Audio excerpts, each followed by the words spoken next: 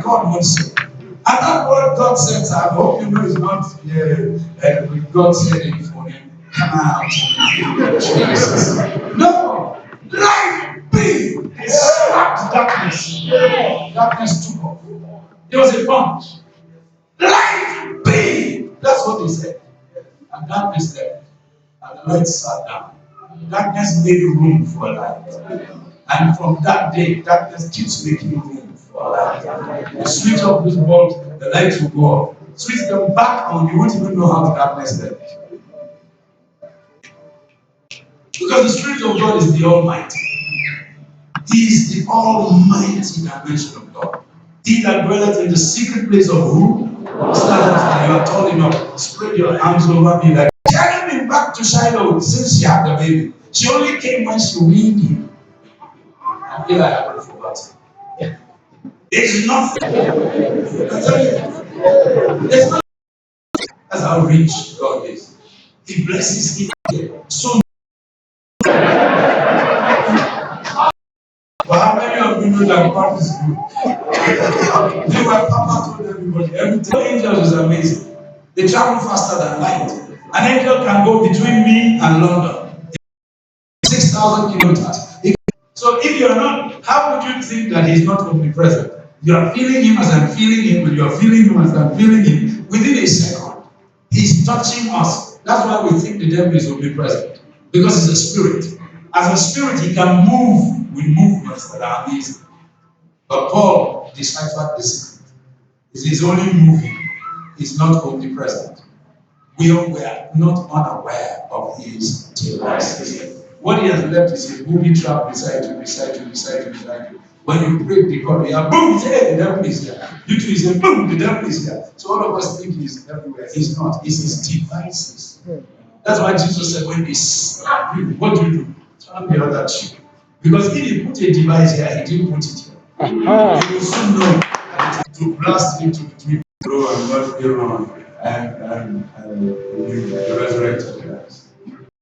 That's why I'm going to start. I don't have time for this. So every I let them resign. Walk in the middle of the they will not see me. I will blame you the quota. The only thing God said that night was that moment. He said to me, if I perish, I perish. I said, shut up. What kind of message is that? It doesn't mean end up with the sin. What is it? Perish and perish. You know what I mean? It was a girl that said it in the Bible. You know all. Whether you believe in Jesus or not, when you come before him, you know this King of Kings. There's something about him. We put evangelists, preachers, people who will be drunk in the spirit and start afresh with God. I called pastors in my city. Everybody wanted him dead. The Romans didn't want his trouble. They wanted him out of the way. So he had to be in chains. The chains were actually his pulpit. Every time he did like this in chains, nobody was afraid. The police stopped to listen. The soldiers stopped to listen. The king stopped to listen. And the people that were his accusers too stopped to listen. What kind of spirit did they have? They arrested a man. Because the Roman centurion, as he was taking him to the barrack, they were climbing the steps. Paul told the Roman centurion, stop, let me tell them my defense. Which defense? You have just been rescued. Won't you try the matter calm down? And you are a Roman. Is that not the best time to bring out your passport and say, see, I'm a Roman citizen, so that they can escape with you through the back door and take you far away from this murderous crowd? We are full of self-preservation, but the men that are full of the Spirit, they are not ready to preserve their lives. Paul is saying, I know what's waiting for me in every city, but none of these things move me. Do you have that spirit? How do we think we're the people to carry on when we don't even have an infinitesimal amount of that spirit, not a modicum of it? Paul then turned to them, lifted up his hands and looked at them. The centurion and his soldiers became silent. became silent. He said, men and brothers, in the Hebrew tongue. Suddenly they realized he can speak our language. Because when a mob is there, they begin to say he's the Egyptian, he's the Syrian, he's the Lebanese man, he's that idiot. Then he said, let me make my defense. If I am I will make no defense. I will tell the centurion, thank you for coming on time. I'm a Roman citizen. See my because that is instant deliverance. Agabus said, this is what will happen to the owner of this bed. God has revealed it so that you can. The man said, I came with my right hand and let me know. There's no escape the flood. Did you take money? Didn't you hear that Elijah and Nabi Elijah moved and he didn't pay money? What about Nabi Musa? How much did he pay for God to open the sea? He was talking to them and he was quoting Quran and quoting Bible. So the whole Angelus, Zaria Motor Park in PZ, they were confused. After some time, somebody in the taxi said, excuse me, I have an important business in Lagos. I won't wait for this idiot. So he paid his 900 naira so that he could go. And my friend entered the taxi. He was in the school of faith. When he reached Lagos, he came to Raymond job and met me and my friend. And my friend saw him and shouted, hey, Baba, you said, hey. And my friend came to Raymond job and he had snake skin shoes, crocodile skin shoes, correct skin belt. I'm telling you, and he dressed up.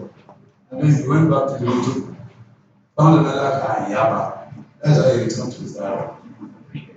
Everything. He said, yeah, powerful to God. This believing you.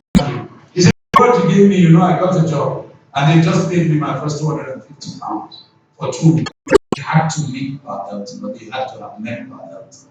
And they met him, and he did his job, and he left. The only one. Titcom was a young guy who came, the Juju priests and the Christians. He fought it, and the girl dropped a few feet.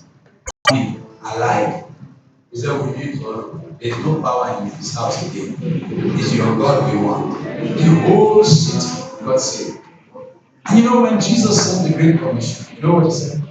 Go into all the earth, make disciples of every man. Because it's clear you with someone who is going nowhere with God.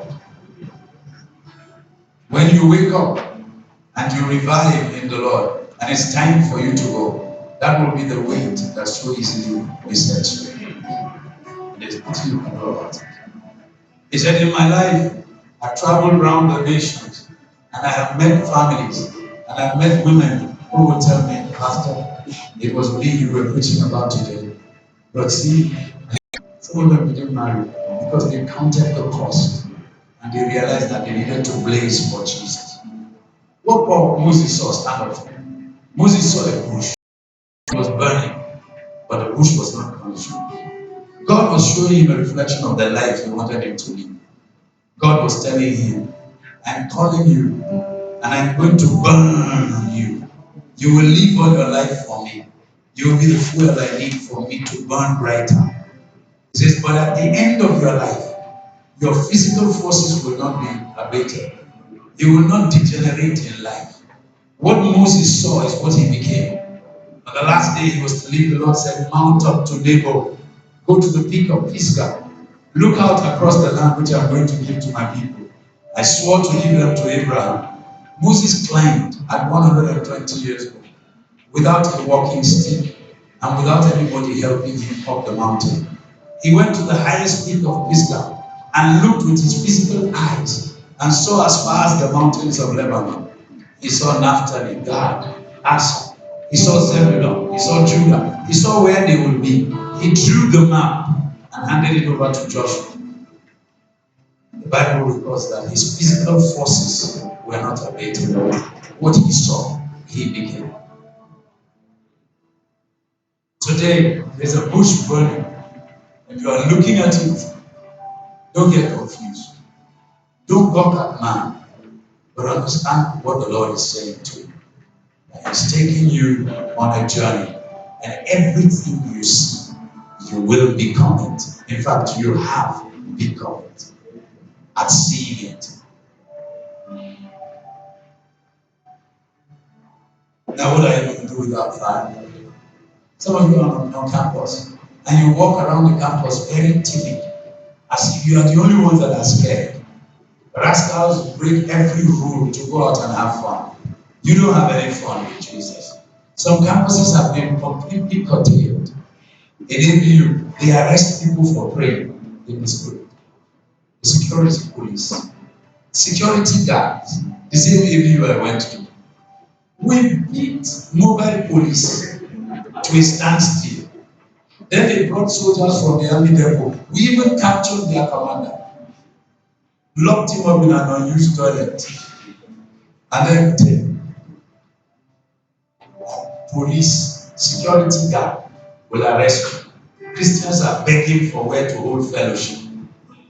They don't even have the spirit to break the rule. We closed a mosque. I just woke up one day before my building. I just said, Allah. I said, yeah. So we went down there. The people had put stones and cleaned the place. We sat there with our Google, smoked, drank, and urinated there. Any idiot down in front of this block, they don't fear where the boss is. We closed it. Then after I left school, I heard that Muslim society was doing right. I said, how many are they? Closed the central mosque. But that was as unbelievers. And you see believers with Jesus. We don't have the force, spiritual force, to invade. Some of us don't even know our street belongs to us. We can't even say, now that I have come here, this kind of news should not break out here. And this season is begging for that generation. That's why you hear killings and butcherings everywhere. They are provoking you to get up and stand guard in the spirit. A generation that will carry the word of God, that will carry it innocently, childlikely, like children, with no fear, no consideration whatsoever of anything. Paul said, I opted to be a eunuch. Some people are eunuchs by the call of God. And that's the reason why he could burn the way he did. Don't want to be like 2 verse 5. That's why he said, and we've never done it. And some of us are doing good things without finding out what things God approves. Niceness is not a fruit of the spirit. Do you understand? You are so nice that people will rape you. I told my daughter, a curse will follow you the day you are raped. I said, if a man wants to rape you, shout. If he kills you, he didn't rape you. And if he tears your clothes, run out naked. She said, but people will see my Christian children, and then idiots will come and pack you like tools in the country house. It's a curse. You know, Arabs fear Jews. If they kill a Jewish girl 6 years old, they will tear her womb. It's by nature. They believe that a Jewish fetus can rise up and finish a whole nation. They don't trust you because of God. So you are surprised with the way they are killing people. That's the way they kill the righteous. Because you threaten them. One of you will put 1,000 to flight. You are the only ones that don't believe it. The Bible says that the Antichrist is held back, and his power, because of one prayer from us, that he that letteth is the one stopping things until it's taken out of the way. The church is the stopper. That's the reason why they want to break the middle belt church. Because if they break it, that's the only thing stopping them from overrunning. Benin has been taken since. What are you going to do? What religion is your government? I mean, in Benin, is he a Christian? Is he a Muslim? Is he Islam? You don't even know. Do you understand what I'm saying? Your state is taken. This state is taken. Archbishop walked, dethroned darkness. And it was the church that was his worst enemy. They didn't cooperate. That virus. So Edo State is still the way it is. Auchi and all those people, they identify more with the North than with the Lord. And we are ashamed, we shouldn't. And we are sitting down comfortably, thinking about breakfast, lunch, dinner, at a conference like this, when God is kindling fires and raising up youth. The first time I landed in England, I was in Holborn. I lifted up my eyes and I saw high-rise buildings. I got to Fleet Street and I saw Murdoch's office. I saw those great journals and I was thinking, wow! And the word of the Lord fell upon me. And he said, if a nation wows you, you can no more be its Messiah. That's why I ended up, that first tweet was aborted. The first tweet was aborted. And in the same Holborn, a few years ago, I took a theater. Beside us, Lion King was showing in another theater. And all kinds of big meetings. And we filled our theater. And when a theater is filled, you see it outside, box office reports, full, sold out. Everybody came in there, loaded the place, and we did a concert. It's called Speak. Thousands of pounds went that I didn't have.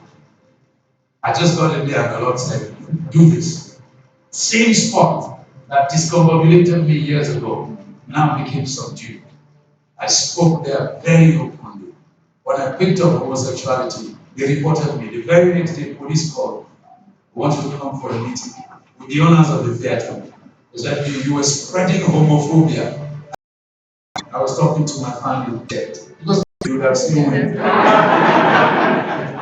I will just land here and I'll make sure courage is on the tarmac.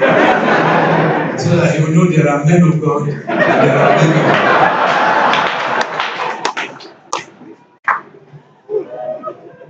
I'm serious. We'll preach this gospel. We'll preach this gospel. Don't sit down and abuse anybody that is your own private jet. Don't waste your time. When Saraki died, 49 private jets with Maland landed in Ilorin Airport within 1 hour to bury. You grow in power, and your glory is revisited and renewed every time. I came to challenge, and none of us is supposed to abdicate. There's no